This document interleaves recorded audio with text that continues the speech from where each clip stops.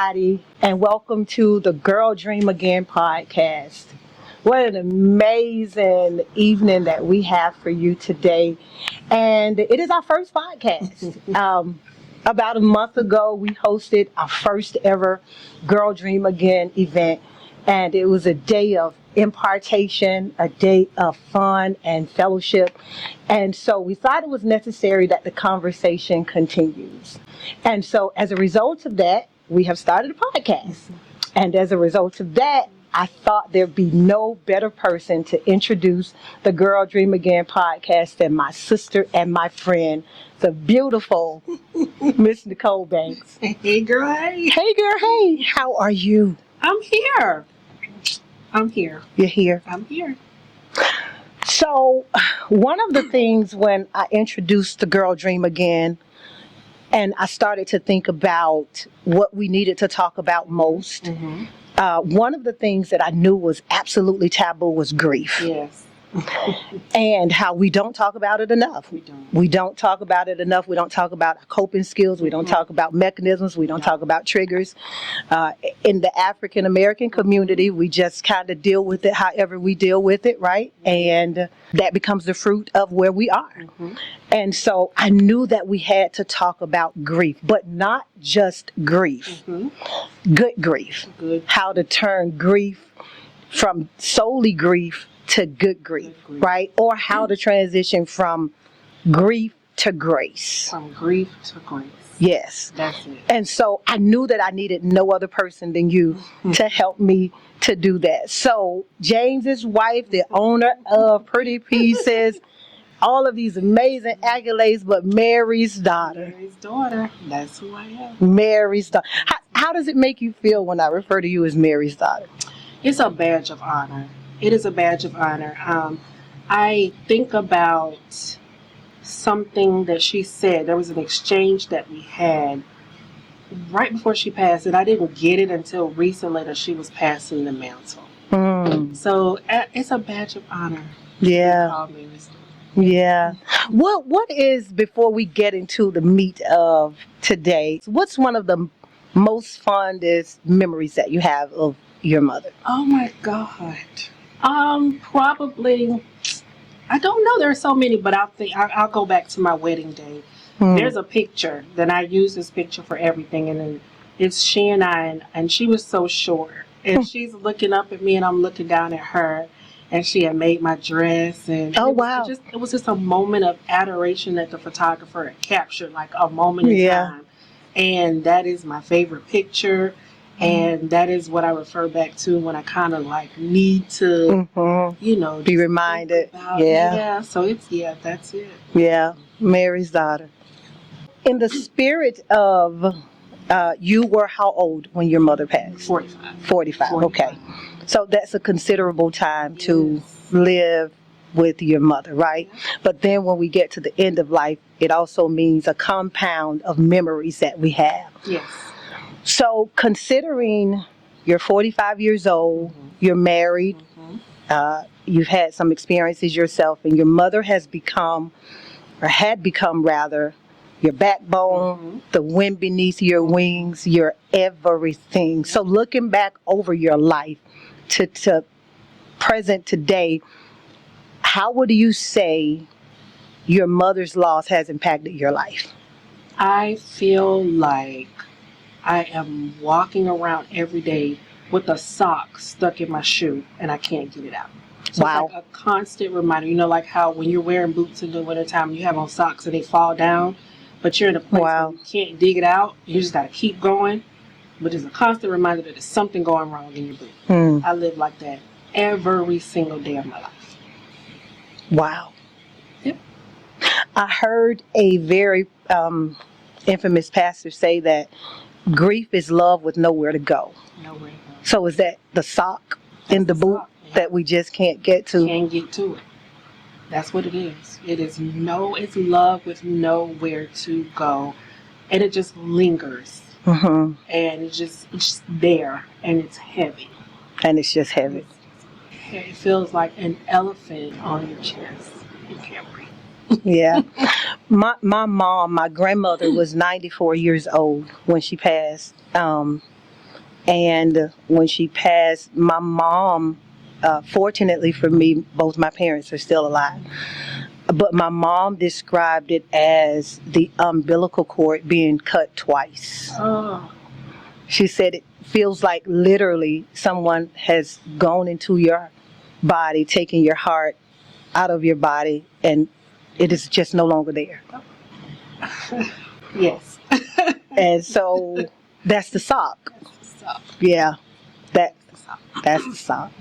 So talking about loss, right, and how it affects us, anything that affects us, we have to have a coping mechanism to counteract the loss of something, right? And so there has to be some driving force every day, because I'm sure there are days you probably, if you could, you stay in bed all day. Today, yesterday, the day before. I'm not going to tell no stories. Wow. I'm not going to pretend. Today, yesterday, every day that it's an overcast, those days are very difficult for me. When I woke up this morning, it was an overcast, and you know that over being dismal is a trigger. Being dismal is a trigger. When it's dismal outside. Wow. And so is it because you don't see the sun? Is the sun a reflection of what has been lost? Let's talk about dismal for a second. So for me, the sun, my mother was, they called her Bloom. Oh, I love it. And the sun makes the flowers bloom. So I'm like, okay, my mama's out today.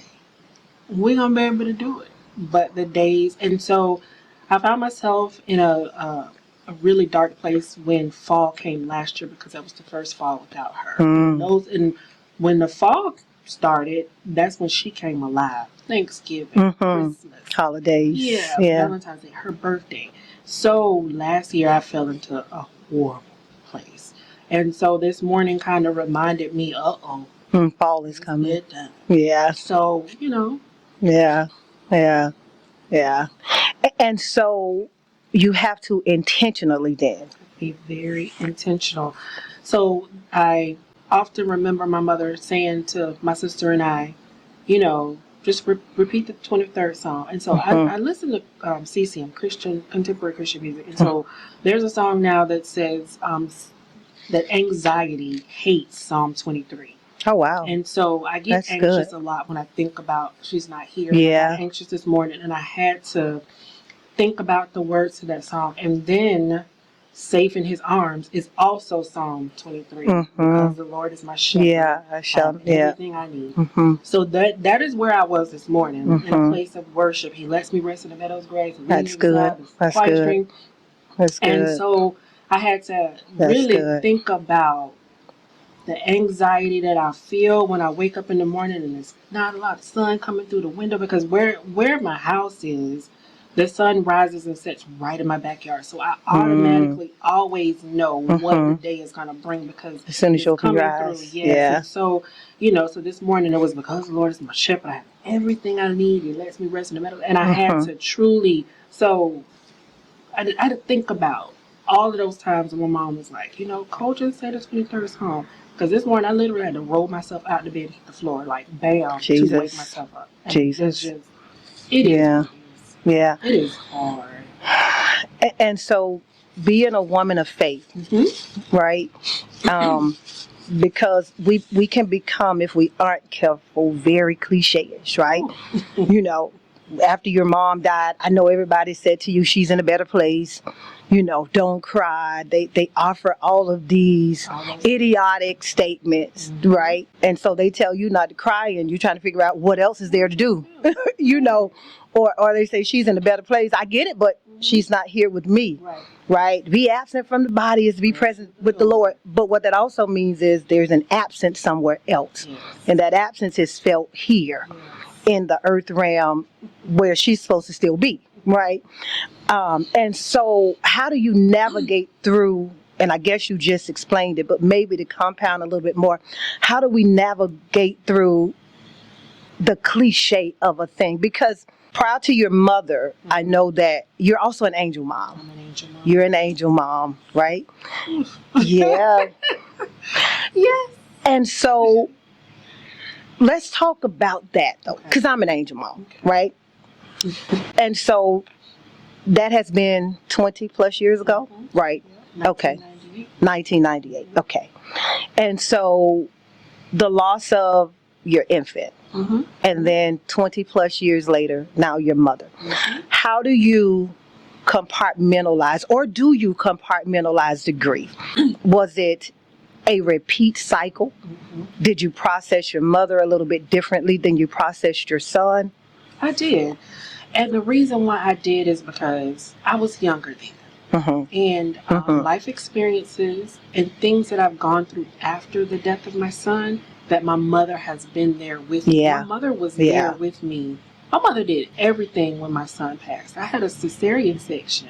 So I still was recovering when he passed. Oh. And my mom had to do everything, you know. And so she was there for that. She was there for my cancer diagnosis. I had a near-death experience in 2013, 8 weeks after I got married. My mom was there for it all. Yeah. So while I feel grief for both the loss of my mom and the loss of my son, what I do take away from that is they're there together. Oh, you know, that's beautiful. I have to find some solace in the fact that I am a motherless mother, but a childless mother. Oh, girl. That is a double-edged dagger. And so one of the things that when I look at myself and I look at my life and I look at the things I've done, and, you know, I think about women who would probably, you know, be envious. I'm like, you don't want this, Lucy. Yeah. You don't want it. Costs something. It costs and it hurts. Yeah. You know what I mean? So I know I carry it well, but the irony in us having this conversation now is because I am in a low cycle. So what is coming up and coming out is the rawness. Yeah. And I hope that somebody will be able to identify themselves in my rawness and say, okay, we're going to make it. You know what I mean? Because this is rough. When we talked a week or two ago, I think I heard you say that you had not found a therapist yet that you believed that could help you walk through the grief cycle and get you to someplace, right? Maybe you'll never get to wholeness or healing, but especially on a trod or a path of some wholeness. Is that in the plan?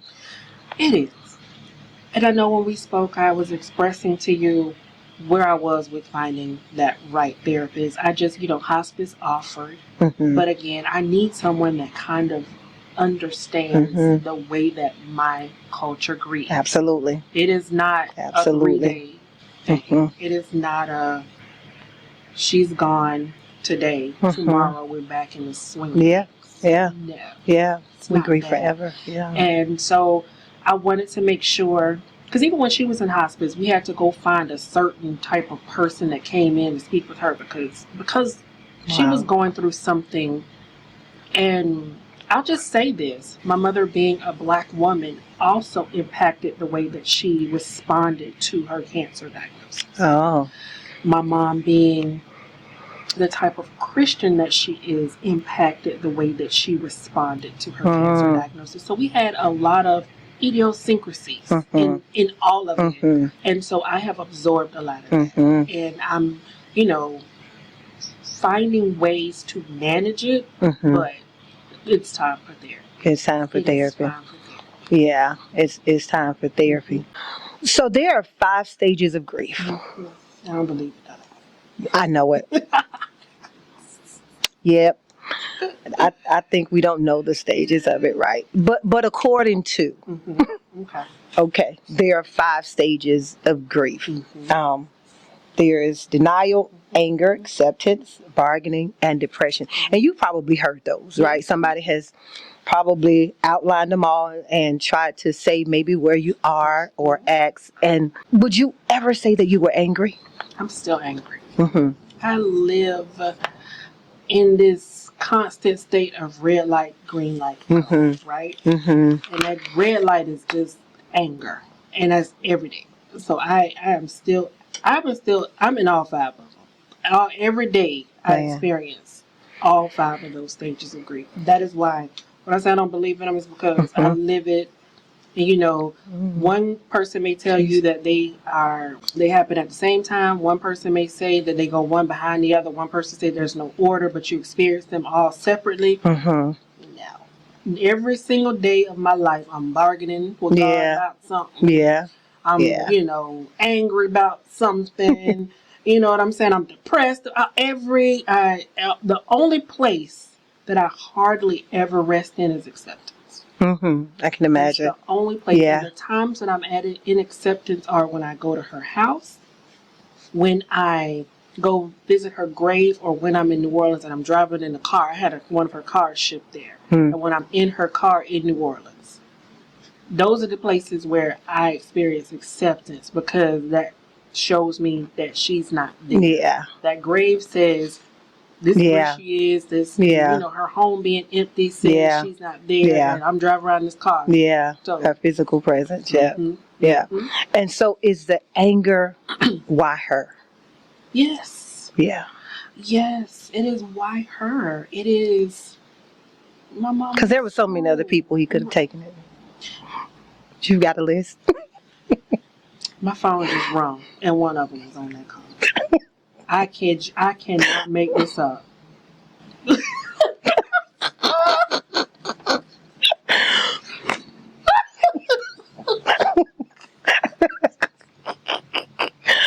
Swear to God, I'm like big Sky Daddy G.O.D. Let's talk. You for real? This who's calling me? Right. Yeah. We're like serious. No, so honestly, yeah, So, like out in the shade room, when they talking to, the comments, they're like, we'll trade.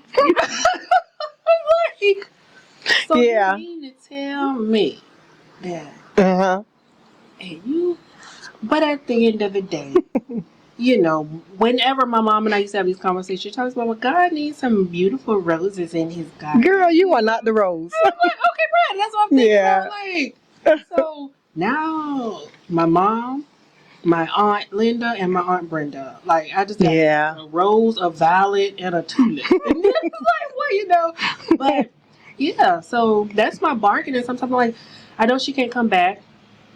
And I know if she could, she wouldn't, because one of the conversations I had with her, she must have already seen heaven, because she shared with me. She said, "Cole, I have these dreams," and she said, "I'm in other places," and she said, "It just feels so weird."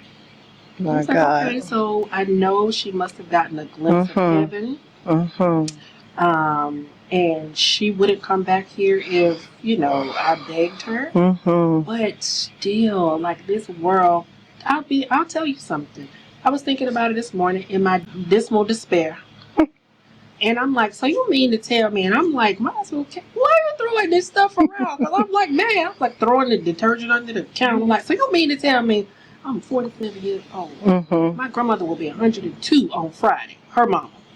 Wow. And my great grandmother on my dad's side died when she was 106. So I'm throwing. Yeah. You mean to tell me if history repeats itself, I've got about like 50 more years I got to live. And if she had to live, she would have had about 35 more. And I got to live 54 years without my mama. Yeah. And I'm going through these things. And I was like, why are you throwing stuff around?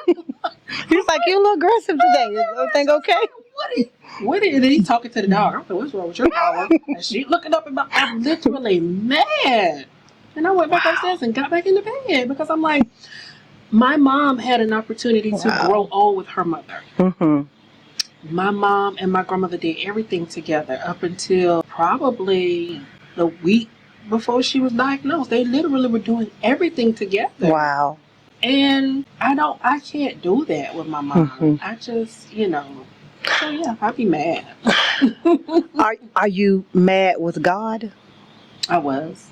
I could just be transparent. He and I have had these conversations. This ain't nothing he don't. That's Sky right. Daddy, you already know. Sky Daddy. I was salty.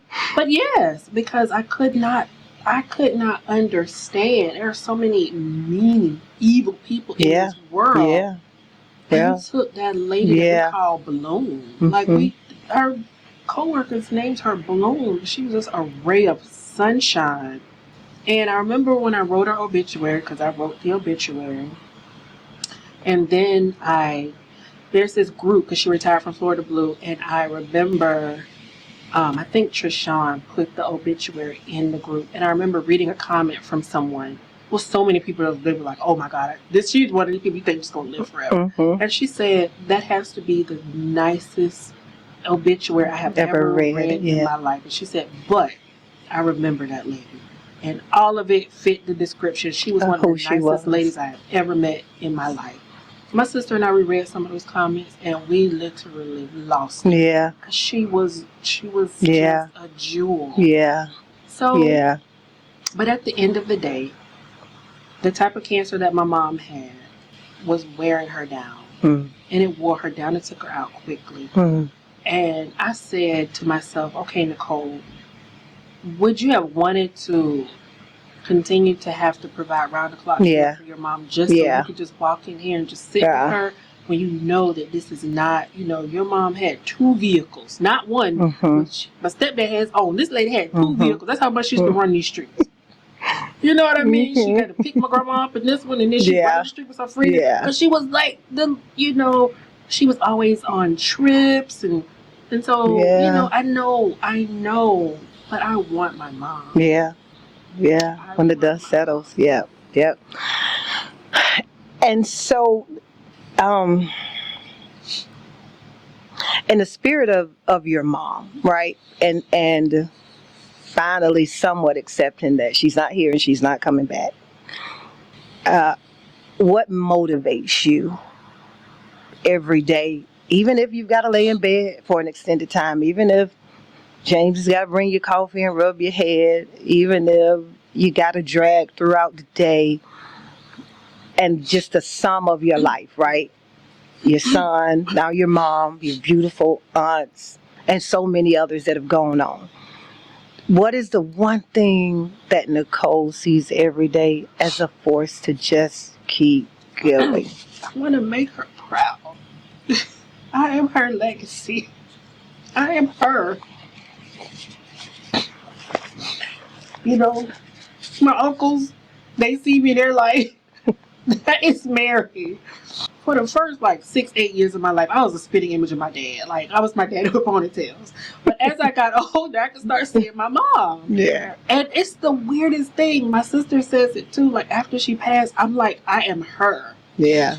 And I am her legacy. And I have to tell myself, she does not want you to be sad. My mom, my sister had to leave. My sister was flying back and forth from here to New Orleans with the baby. And so I put my mom in rehab. I'm just going to try to sum this up real quick. And they rehab called me about midnight. They were like, we got to take your mom back to the hospital. I was like, oh my God. So when she got there, her hemoglobin was a 2. Wow. And so that was a Saturday night, Sunday morning. So I said, I'm just going to wait until they get her settled.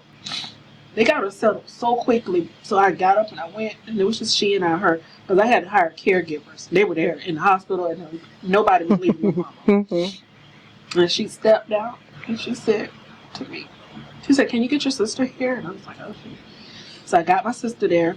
I picked him up from the airport. We went straight to the hospital. And she looked at us, and she said, I just want y'all to live. She said, y'all just have to live. Just keep living, please. And then she didn't say nothing else to us. And so, then she died exactly a week later. And so, on the days where I'm not living, I'm like, I'm doing her a disservice, because when the world sees me, they see Mary. And I know, now this is not cliche. I know she wouldn't want me to be like this. And so I have to really focus on the good times. I have a picture of her when you walk in my house on my foyer table of her and my niece when my niece was a baby. And as soon as I walk downstairs in the morning, I'm like, hey y'all, hey mom. And so I have to remind myself that this is the woman who gave me birth. This is the woman who made me who I am. And she made me tough. She would not want me to feel this way. So that's what I have to tell myself, to live like, okay, Cole, mommy wouldn't want you to be sad. She would not want you to do this. When I tell you, she was very direct And she said, I know y'all are going to miss me. But Wow. That's what she said. But y'all got to live. And then next Wow. thing we know, that lady had turned her head. It wasn't that she didn't talk, it was like, Mhm. hey, what y'all got going on, whatever, but it's to give us any other. Mhm. And then she said to me, and make me pretty. That was my direct. So I And had to make me dress her pretty. in the casket. We had a closed casket because she just, Yeah. but she was beautiful in her casket. Wow. And make me And pretty. make me pretty. And that's what I did. So the audacity of grief. The audacity of grief is a journey through your grief cycle. Yes. And it is to help other people Yes. through their grief cycle as well. Yes. Right? So this is a brand that we're just starting to build. Just starting to build it. Just starting to build it because grief is audacious. It's like, how It is dare audacious. you Yeah. show up while I'm doing 75 miles per hour on the expressway, and I don't even like Wow. driving on the expressway. But when I have to get up there, I'm Mhm. gunning it, and now I'm bawling. Yeah. Like, why am I bawling? Because I'm passing an exit. Something is triggered. Yeah. Yes. Yeah. It just comes out of nowhere. I could pass Metro Diner. Me and my mom used to meet up there all the time because it's here, and she love that chicken. Mhm. And so I haven't been able to eat the chicken and waffle. I went one time and I had to leave. Wow. But yeah. Yeah. What is something that you intend to do to keep Mary's legacy alive? This.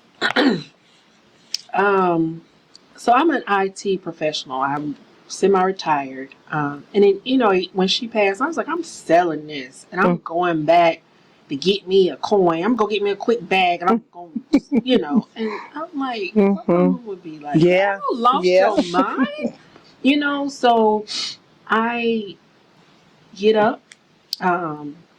I do something that she used to do. She would go to get her nails done once a month. She get all these crazy designs. And this ain't even me, but I do this once a month. Just every for her. month, just for my mama. I do that, and I still kind of consult her a little bit because like my spring collection last year, she was in the rehab. She picked all that stuff out. You know what I mean? So I still consult her a little bit. But this Pretty Pieces is a legacy brand. From my grandmother to my mother and my mother to me. And this is, as much as I want to give it up sometimes, there's nothing in me that That's right. allow me to, because this was her. That's right. This was our thing. That's right. So, yeah, this Pretty Pieces. Pretty Pieces. Wow. So anybody that shops at Pretty Pieces, the foundation is Mary. So in closing, if there's one thing, or if there are any parting words to a sister or brother that is grief stricken, and they don't know, they're wrestling, they're trying to get it together, they fall back in a dark hole, it has a hold of them, right? And I don't know, therapy isn't their thing, counseling isn't their thing, they're trying to navigate it through it themselves. What is the one piece of thing that you say to someone who is dealing with grief? One of the things that I would encourage everybody to do is to feel. That's good. Feel it. Yeah. I posted Don't deny it. Don't deny it. Yeah. I posted that on Audacity of Grief. The only cure for grief is to grieve. Feel it. Oh, that's good. Immediately I went into fight or flight, and I just was able to release a sound and make it have a sound. But I would say, if you can find a place to scream it out, if you got to go to the axe throwing place, that place where you breaking glass, whatever it is, you got to do. If you gotta, but I would encourage anybody to feel it. Just let it happen. Let it happen. You got to. You can't avoid it. Yeah. You can't avoid it. Let it happen, or it'll happen to you. Yeah. And I know we're wrapping up, but I'll share this. When she was in the rehab, I was on my way I was getting ready to go to the rehab. So my husband said, I'm not feeling well. So he ended up taking me to Memorial, which is right behind Brooks. And I just couldn't explain to the triage nurse, anyway, all the enzymes are down. I was like, they're probably going to admit me, and I can't. I got to get back over here to my mom. And she said, well, we keep running the enzyme test on your heart. We've run it 3 times, and the enzymes are off. Wow. So then I went in to explain what was going on in my life. And basically she said, you have a broken heart. Yeah. Never had Yeah. that problem before. I've had a lot of health issues. Never, ever, ever has anything ever been wrong with my heart. Never.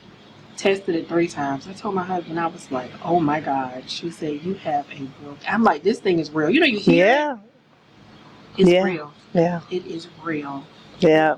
Deal with it. You gotta, and what I was dealing with is what we call like anticipatory grief, because I knew, what was coming. I knew what was coming, and wow. I'm always just a tough one. Wow. I just jump in, so I was trying to get ahead of the grief, I guess, and it wore That's me fair. down. Yeah. Yep, that's what she told me. She said, you have a broken heart. I was like, I said, what? I've never heard. She said, it's the enzyme we check for individuals that are having a heart attack, and when it's elevated, that means you're going into some sort of a cardiac arrest or something. Situation. And she said, we're just trying to prevent it. And I was like, Jesus. And she said, everything else is good. I was like, I know you lying. I know you lying.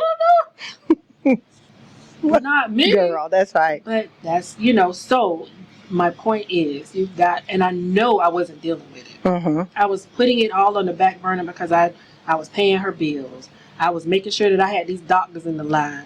I was, fighting with the CNAs.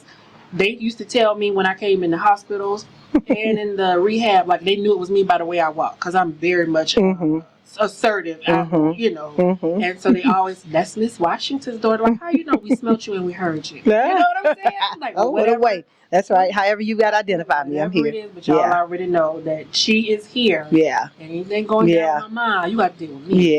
Yeah. So, but I wasn't able to deal with it because I was like on go. I was on go, rounding up people in the doggone rehab. Let's have a meeting. What's going on with my mom? This, that, and the third. Making sure she had this. Making sure it was. You never took a moment to let it happen.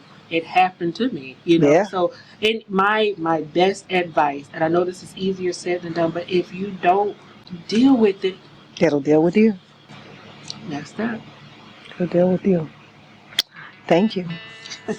You're welcome. Thank you. I don't have to laugh to keep you. Finally understand what that means, huh? Finally.